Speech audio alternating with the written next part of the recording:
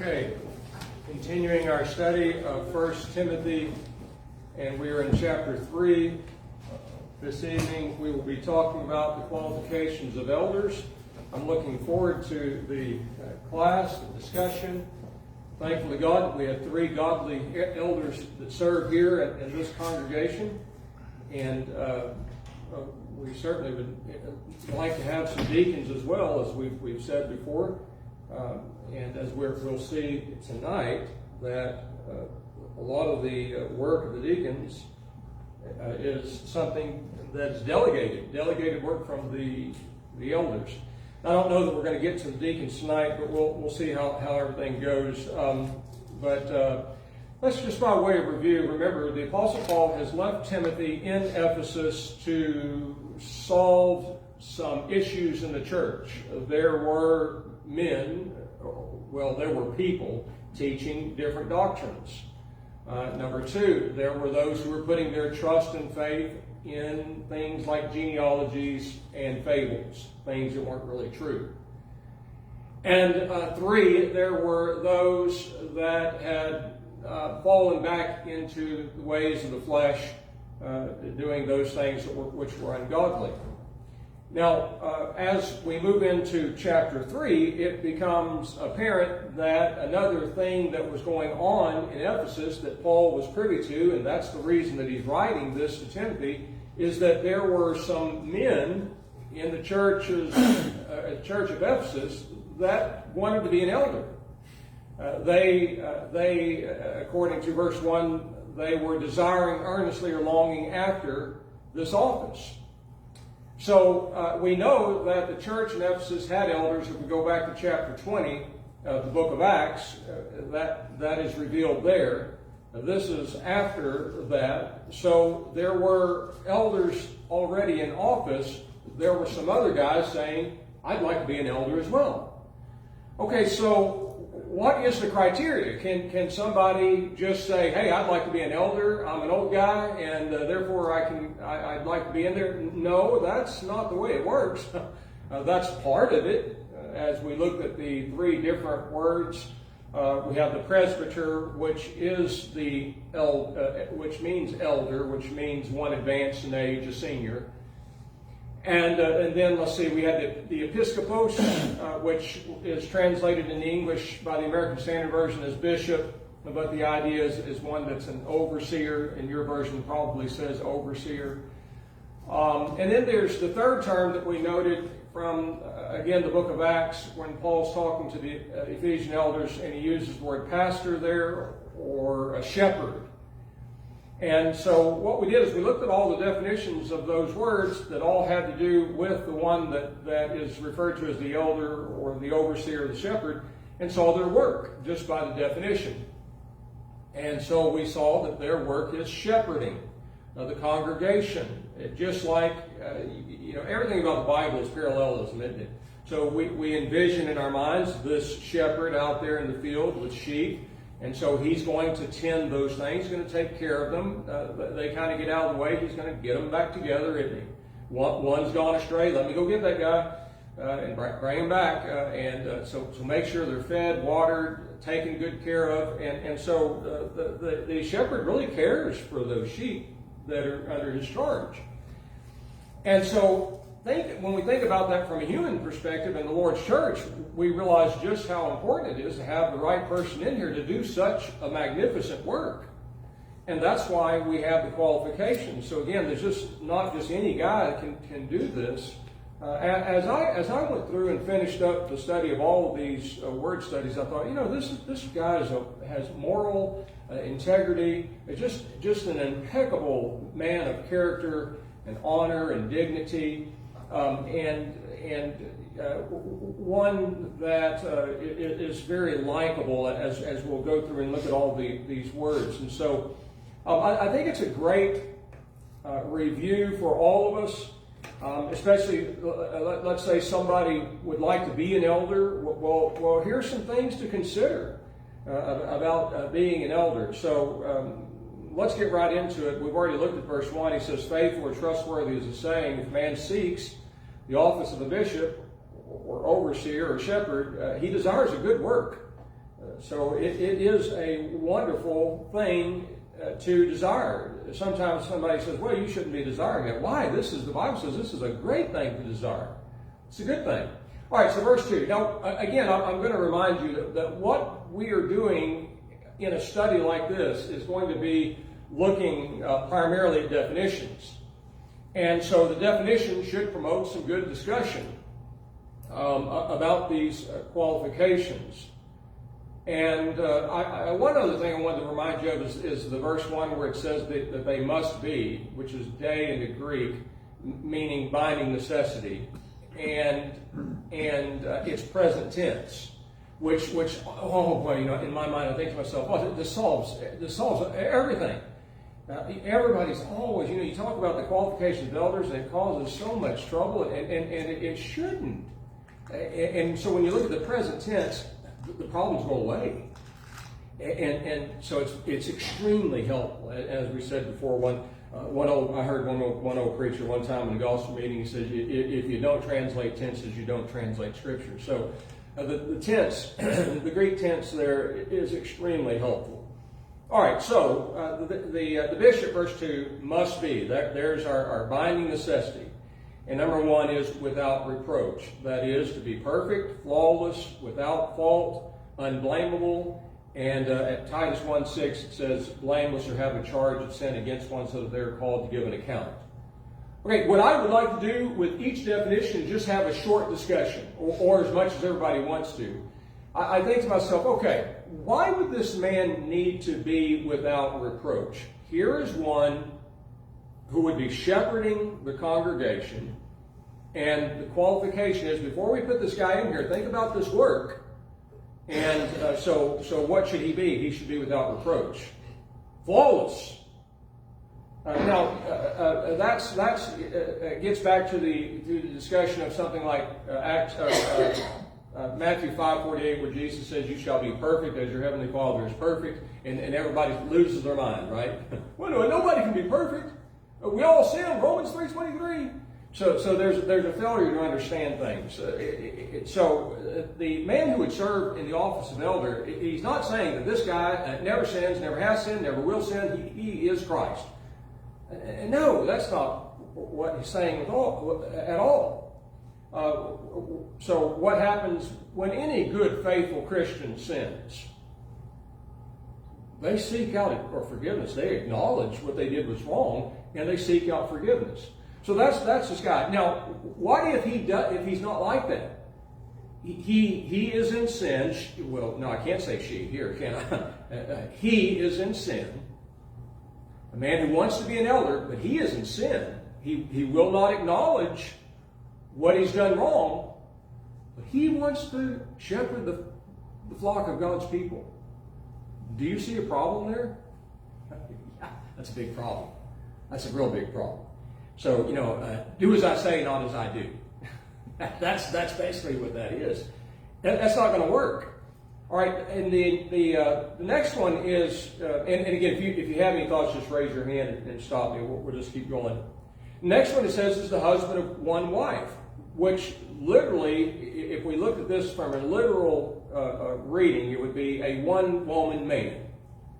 So again, like we said, the tenses solve all issues. Somebody says, well, what about what happened 10 years ago? Well, what might happen 5 years from now? We can shut all that down because of the tense. We're talking about this man right now. What is he right now? Is he without reproach right now? You say 10 years ago he had a problem. Well, we're not talking about 10 years ago. If we go back 10 years ago, every last one of us probably had some kind of problem, didn't we? We're not talking about that. We're talking about right now. So, is he the husband of one wife right now? Is he temperate? The next one. My version says temperate, which if you look at the definitions, the idea of vigilant, alert and cautious, level-headed, circumspect, the idea of literally looking around you and being heedful of circumstances. Okay, so this person that we're thinking about setting in the office of elder because they seek this good work, Is this person cautious in his approach to things? Is he circumspect? Is he someone who is very attentive and observant? Is he watching? Is he somebody who has the ability to watch and see what's going on, and then, of course, make judgments as to what he is seeing, right or wrong? Is this man that type of a person? These men that are looking to be elders, the New Covenant law has not been in effect for very long. So how trained or how ready would they be? Well, at this point, what, 30 plus years? Right. Well, 30 years, yeah, I guess. Yeah, the church in Ephesus has been around a long time at this point. So I just wondering, because you think at the very beginning of this, even if you back up 30 years, then people won't be elders, deacons, whatever. How prepared are they to be able to do this? Yeah. So So all we can do is go back to the Bible. The Apostle Paul established elderships, and in a lot of cases, the church hadn't even been established very long at all. Right. And so we use our power of reason to see what happened there. The next one is temperate. No, did we do temperate? Yeah, we did. The next one is sober. My version says sober-minded, which is having control over sensual desires, being a pleasant, a pleasant person, self-controlled, moderate, chaste, or sober. So, again, sometimes some of these are almost obvious, you hate to say these kind of things, but it is what it is, right? What if we have a guy who's just a flirt? He just flirts with women, even in the church. Well, he's going to be a great elder. He knows a lot. Well, this is a problem. This is a big problem. This is not a very pleasant person. And I like the idea from the etymology of the word. It brings up the idea of being a pleasant person with this idea of being this one who's not controlling his sensual desires. Real quick example. So years and years and years and years, way back. So I'm preaching at a place. I just say that. And a man from the church comes up to my wife and says, how are y'all doing? And Casey says, I'm doing fine. How are you? And he said, I'm fine, but not as fine as you. And I'm standing right there. I'm like, I'm right here.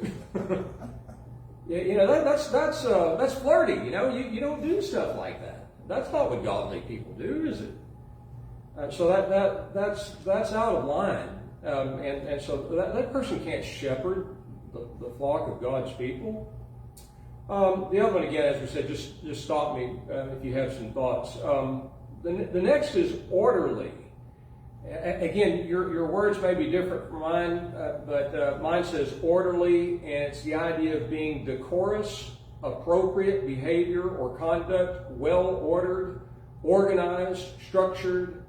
A regular, consistent person that considers rules, well-behaved, discreet, and quiet. So again, as I was saying a while ago, when you go through all of these qualifications, you really do see a man of an impeccable character, moral integrity, and a man of honor that holds himself very well. As you read through that, he's discreet, he's quiet. He doesn't always have to say something. I think sometimes, some people feel like they always have to say something at a moment. Sometimes it's good to just kind of be silent and listen and try to gather, as much information as you can. Well, this person is well ordered like that. Given to hospitality. This is somebody it literally means loving strangers. Hospitable, to meet with an act of hospitality, cordial and generous reception of guests. So again, I would just say that as we're going through here, somebody may say, I'm not real good at that kind of stuff. It's just not really my makeup. I'm kind of a quiet person to myself. I serve God the best I can. And and if somebody were to come and they would need a place to stay, I'd much rather him or her do that at somebody else's house. Well, okay, I understand that, but we're talking about this one who's going to serve in this office, given to hospitality. And then again at verse 2 here, the last one in verse 2, it says apt to teach. And that's the idea of having a tendency, likely to do something, inclined to do something, or qualified to teach. So a lot of times somebody wants to do something. Remember what we saw at the very start of the study, that chapter 1, the Apostle Paul tells Timothy that there are a lot of people who want to teach, but they don't know what in the world they're talking about. So, they really shouldn't be teachers. And that's why, and then we looked at James chapter 3, verse 1 and 2, where James says, let not many of you be teachers. And it's not primarily because of that stricter judgment. There's a context there, why there's people who shouldn't be teachers. There are some people who just cannot overcome their personal opinions and personal convictions. You shouldn't be teaching. You really shouldn't be. So this person is qualified to teach, and he's the one who's likely to do that. So the opportunity comes up. Hey, there's an opportunity to do some teaching here. Yeah, I'd be more than happy to do that. Yeah. That's a characteristic of this person. Now, I pause here before we go to chapter 3, and I just find all of this so very fascinating, and I'd love to hear y'all's comments on things as well. But what we're seeing here, and we're going to see a whole lot when we talk about, well, what do people outside think about this man? And so you see, here's Timothy the evangelist, and what's he going to do? This advice is to Timothy here as the evangelist. He's going to make some assessments. He's going to make some judgments. This is what I have heard. This is what I know. This is what I see. These are the facts. Here's a judgment. This man would make a great elder. So I just find that fascinating that as you look at all these things, there's going to have to be some examination of a person. So maybe you can step back and say, if you're wanting to be an elder and you don't want to be examined, forget it. that has to happen.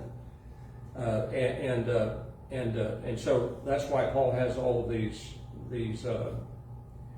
criteria. It's like, I know this is not what it is, but if you're interviewing for a job, what's going to happen? They're going to look into your past. They're going to look at your job history. In today's world, they're going to look at your social media. What are you posting on social media? They're going to try to find out things. Why? Because you're about to come work for us and be in our environment and to be around our people. And we can't have somebody that's toxic, that's going to disrupt this work environment that we have.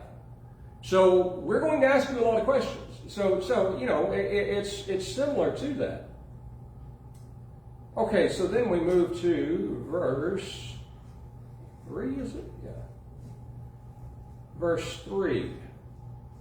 And again, please do pause me and talk some. I thought maybe we'd get a lot of good discussion here tonight about these. Verse 3, again, my version says, no brawler, no striker, but gentle, not contentious, no lover of money. Okay, so let's talk about each one of these.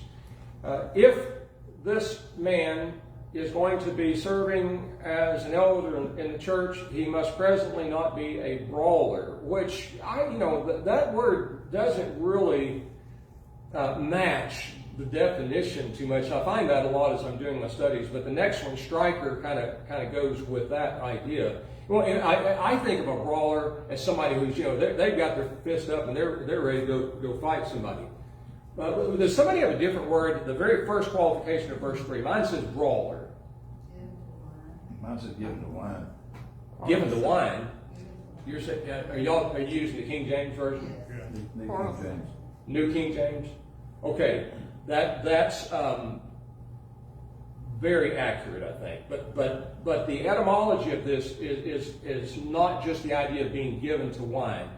So there are things that come along with this. Let me. So doing a word study from the lexicons, it's the idea of something that pertains to wine, given to wine, prone to intemperance, drunken, hence. Okay, so this is an all-inclusive definition with this Greek word here. It's not just the idea of somebody, I like to have beer every now and then.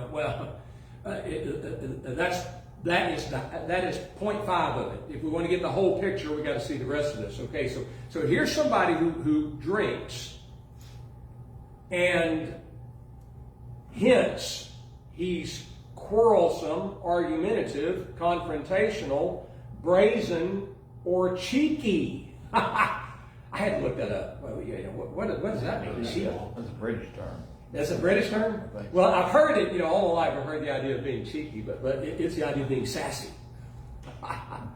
Sassy, bossy, or pompous. So, so that's kind of the whole picture. This person likes to have his alcohol, and he's kind of cheeky. He's sassy. Don't challenge me on what I'm doing here. So the humility level is way down in the pit. I was going to say way down in the pit. Again, my version says brawler, again I pause. I think to myself, would you want to work with somebody like that? The congregation is going to have somebody that's going to be their overseer, their shepherd. But yet he's kind of cheeky. He's sassy. He's overbearing, bossy, pompous. Character flaws. There's character flaws there, yeah. And so those types of things have to be taken into consideration. This person's going to be a problem, So again, if you're a superintendent at a big company like a giant chemical plant around here, and you're going to hire somebody to do something, is this person going to cause a problem? Again. So the same type of things here. Now the next word is striker, and this is the idea of one apt to strike. So, Larry Tallman was telling me a story about once he was at a meeting or something, and he actually got punched by somebody in the stomach. So that man was a striker. And now, I've had some bad things happen to me in my preaching life. Never that. No one has ever got physical with me. But, I think to myself, I hate that you went through that. I hate that something like that happened. I hate that people are like that. But that's why we got to talk about this. Such a person should never be put in the office of an elder. The idea is they're hot-tempered and a violent person. That's what comes with the striker. They're a violent person. Now, if you and I are getting into something and I actually punch you, you say, John's a violent man. that's your assessment. He's a striker. And so this is sinful in general, but we're talking about somebody who's going to serve in the office of eldership. Okay, the next word is it goes 180 degrees, doesn't it? So not a striker or brawler, but somebody who's gentle. That is fair, reasonable, tender, calm, quiet, mild, or patient. I want to say this to you. Let's envision a situation, and there is a problem in the church, and there is a man in the church. He's very aggressive, he's very outspoken, and he has said some things that are downright wrong and hurtful, but he's very well liked by a lot of people in the church. Okay, I'm trying to present a scenario that has some complexities to it. Okay, so an elder is going to be an individual who handles the situation. Now, how do we do this? This person is very aggressive. He's an angry person. He said some things that are just not right, but a lot of people like him. How are we going to handle this? So we look at all of these things, all these qualifications, and we certainly see why the shepherd of the congregation should have these qualities: fair, reasonable, tender, calm, quiet, mild, patient. Through a lot of years of dealing with elders, when I was in Wichita Falls especially. Before that, the church in Austin didn't have elders that I was preaching at. The church in Las Vegas didn't have elders I was preaching at. But so, as we all are kind of watching and learning, and we sit into these meetings, and through all those years, I remember seeing these men handling themselves in a very calm kind of way. And that's what I've seen of our elders in this church as well. We've had meetings. Sometimes things have gotten tense. Very calm. Handle themselves very well. And so this is a great characteristic of the elders of the church. The next one would be contentious. So this is somebody who would be disposed to fight, quarrelsome, combative, antagonistic, hostile, or unfriendly, according to Moulton's word study. So again, it kind of goes back with that idea of striker and brawler. Again, it's the idea of the mental approach to an issue. How am I going to handle this situation? The idea is to be, if we took the opposite of all these things, I'm not here to fight you. I'm not here to quarrel with you. I'm not here to be antagonistic. I certainly don't want to agitate you in any kind of way. And I don't want to be unfriendly. I want to be friendly. And so that's the idea behind this. This man cannot be that way, but he must be this way. And what does Solomon say? I don't know the exact verse, but he says how's it go? A calm word turns away wrath. There's a verse that's similar to that. It just came to my mind. I'll have to look it up. But we can diffuse situations by our calm demeanor, character. It takes two to argue. Yeah. And if you refuse to argue, there is no argument. Right, yeah. Yeah, you're exactly right, yeah. So, as far as, again, we're all kind of assessing, and I think, I assess myself, I want to improve in a lot of areas, and I know the other men who are probably sitting here thinking the same thing, so I want to be this person who has this type of demeanor and character. Larry, was that a hand up, Tom? I was just going to say Solomon said a soft answer turns away wrath. That's it, yeah, soft answer turns away wrath. And so you can really diffuse a situation by the way you handle it. Okay, so we keep going here at the next, we didn't see the very last one there. It says, a lover of money. So the idea of being covetous, fond of money. The word is as it is. And so I pause here again. I think, why would that be something that an elder would need to have a part of it, as to not be somebody who's covetous or love money? That's Ananias and Spirit. Yeah. Ananias and Spirit. That's exactly where they were. There was money issues there. So here's a guy who's going to be shepherding the congregation. There's people. People have money. People have things. What if somebody bribed the elder? You ever heard of that happening? Look, man, I've got some cash here, and you know how these types of things work. They go down, and next thing you know, it's not the guy's not going to say, hey, I want to bribe you to not say anything or do. But hey, I've got put my arm around you here, buddy. And let's go over here, and I've got something I want to give you, and here I'm going to give you this lawnmower. You were talking about lawnmowers. I'm going to give you this lawnmower. Just give you a lot of things and try to heap things on you. Well, and then the elders is just kind of subject to this guy now. Owe him.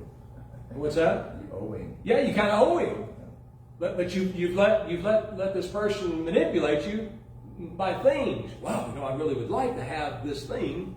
Sounds good to me. So, no, I'm not moved by those types of things.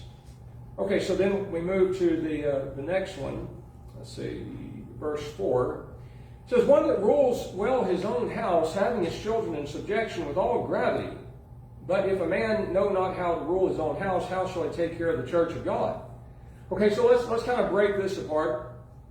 So again, we're looking at someone who would shepherd the church, and what he's basically saying is that the home is the proving ground. So let's say the evangelist is saying this man wants to be an elder. I'm assessing him, and now we move to the home. What are things like in his home? Does he rule well his own house? So the word rule there means to be set over. He's chief. He's the head. He's the leader. So we think about what Paul says at Ephesians chapter 5. The husband is the head of the wife. He's chief. So he's at the top right here. And so how does this go in the house? Well, specifically, he mentions the children. Are his children in subjection, and do they display gravity? So subjection means subordination or submissive, compliant. Are they compliant to their father? And the idea is, as we look at the next word, the idea is that what is this child, what is this a young man's disposition towards his father? What is this young lady's disposition towards her father? You know, what is their thoughts of him? Do they see their father? The word gravity means dignity, honor, dignified, and serious. Do they see their father as a dignified, serious man, and they treat him with dignity and honor? So this isn't talking about, when we get to Titus, we'll talk about the idea of faithfulness. This is talking about their view of their father. Why do you suppose that would be important? So let's say we're making an assessment of an individual, and now we come to the home, and this guy wants to be an elder, but look at the way his kids treat him. Look at the way his kids view him. I say kids, if we're talking about an elder, we're talking about a senior. His kids are grown, right? Most of the time, they're pretty much grown. So what is their view of him? Do they respect him? Do they see him, treat him as a dignified man of seriousness and gravity? What was the last part of that? Oh, the parenthetical statement. But if a man know not how to rule his own house, how shall he take care of the church of God? Okay, so think about this. It's a reasoning exercise. If the people in I use myself for example. If the people in my home that I raised, if my children that I raised, that I was around their whole lives, if they don't respect me, honor me, treat me with dignity, if they're not subordinate, submissive, and compliant, then, as the Apostle Paul says, how is this guy going to do this in the church? How is anybody going to respect this guy in the church if his own kids don't respect him? Now as I look at what Paul's saying, I say, okay, I see what you're saying, Paul. That's a problem, isn't it? So there's something, the word you used a while ago, characterful. There's some kind of character flaw with this person that is causing this situation. And in the home, who's going to see that? Are you going to see it? Am I going to see it? Do you know what went on as I raised my kids? You say, no, John, I don't. But I do watch your children and see how they respond to you.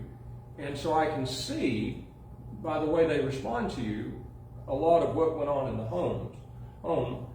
And so it's a great test, if you will. What goes on in a home? That's how it's going to go in the church. Okay, and then let's see. That's verse 5. What are we doing here? We're doing good. Let's go to verse 6. I don't see any hands up. Okay, so we go to verse 6. And he says, not a novice, lest being puffed up, he fall into the condemnation of the devil. Okay, these words, this is why I like doing word studies, because the words are from my perspective as I read this, they're just not painting the picture of what is actually being said here. I mean, there's only so much. You would have a book about that thick if we wrote every etymological study of a word, in the inspired text. So they put these singular things in here. So let's break this out down. A novice. What is a novice? Well, it's a neophyte.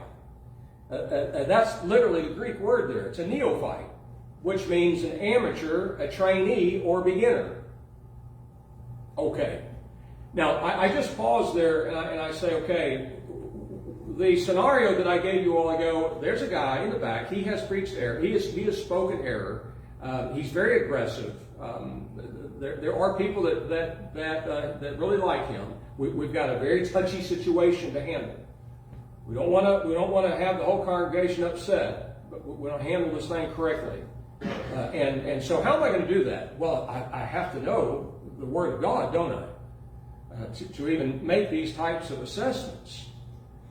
Well, if you got a trainee or a beginner, they don't know a whole lot, do they? And so that's why we see that the presbyter, elder, is part of the equation there. And so we have three men that are not young men anymore, are they? Huh. None of us in here are really young men anymore, are we? But there's a reason that the elder is to be an older man of experience and knowledge and understanding. So these men have spent their lives studying the Word of God. Susan. Well, I don't want somebody that's going to be looking after my soul, and I know more than him. Yeah, that is a problem. Yeah, that is a problem. And what is that going to do? You're going to say, I don't have a lot of respect for this guy.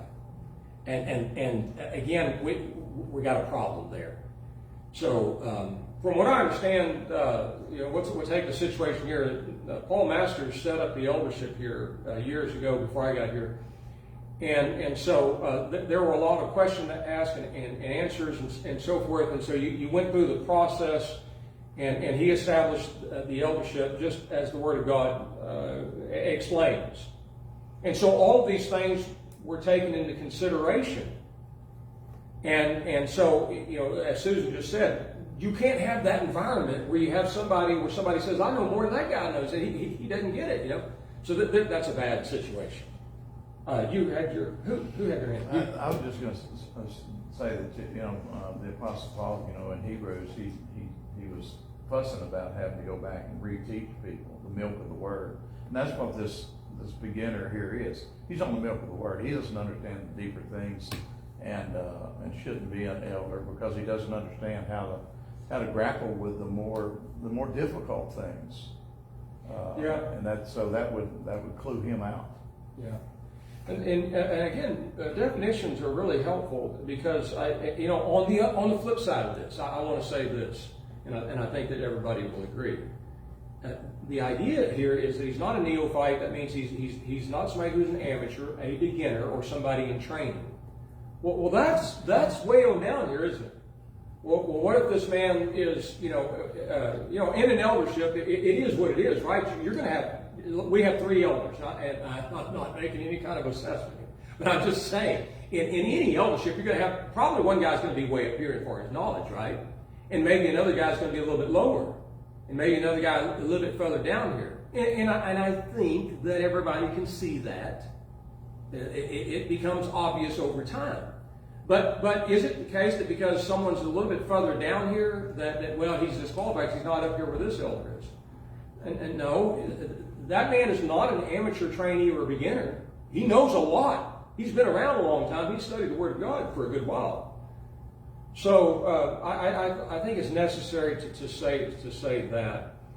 And then the other part is it says, my version says, lest being puffed up. And it kind of gives the wrong idea here, I think. But this word lest, ein in the Greek, is the idea of in order that, or it expresses a consequence. So the point is that there's going to be consequences to someone who serves as an elder who is a neophyte and one that's puffed up, my version says, which, listen to this is very interesting. That word is literally, it comes from the word smoke, okay, like smoke. So the idea is to have your head in the clouds, to be demented, inflated by hot air, and by action to obfuscate, cloud, muddle, or exhibit clouded or muddled thinking. I find that highly fascinating. So somebody's having some problems. They're not thinking very clearly. Their approach to a situation is muddled, and because of this, it's complicating the issue. It's causing more problems than it should. These things could be solved very simple, but because of this clouded disposition, go ahead, Larry. I'm just gonna say, because Paul gives something similar to that in Romans 10, verse 2, with the Israelites, he said, I bear on record, they have no zeal for God, but not according to knowledge. This novice here, being newly planted neophyte, as you pointed out, he has a zeal for God, but his knowledge level is not there. Yeah, it's a logical fallout that he's gonna fall into condemnation, because he's gonna say, well, look at me. yeah. Well, and that's a good example there. Yeah. So the idea is we're talking about people who want to serve, but if you're not ready, you're not ready. That's just the way it goes. And let's see. I've got two minutes left. Let's see. If I can, this is the last verse here. We can squeeze this in. He says, verse 7, moreover, that's the Greek dio again, binding necessity, present tense, right now. He must have a good testimony from them that are without, lest he fall to reproach and snare of the devil. Okay, real quickly, I find this word study very fascinating. He must have good testimony. That is the attestation of this individual's character and the way he handles himself. For them that are without. And that has a very specific definition. That's the idea of somebody outside the church, which I love the way that's worded, because it helps us to have a clear identity of what the church is. So you have a very exclusive group of people. Well, what do the people outside the church think about this guy? Well, listen to the definition of good, and we'll end here. Good means to have a good disposition. So again, here's people outside. What do they think about this guy? Does he have a good disposition? Is he pleasant to be around, delightful, honorable, distinguished, moral excellence or beauty, virtuous or rectitude, a man of integrity and decency? So, that would be a part of it. An evangelist would interview some people. Okay, these are some people he works with. These are his acquaintances. Let's talk to these people. What kind of person is this? Well, this guy's a very hard person to get along with and so forth. Well, we got a problem here. But that definition of kalein in the Greek, I thought was very, very, very helpful. Okay, any thoughts? Go ahead. In reading these under the old covenant, the priests and such, about 3/4 of these, they wouldn't even qualify to be in the position they're in. I mean, they're greedy. They always wanted the money. Always wanted people to serve them. Yeah. I think sometimes I've heard people say, well, we'll never find somebody who meets all these qualifications. Oh, yeah, you will. We got 3 guys right here. And churches all over the land have these guys. They're out there. Go ahead.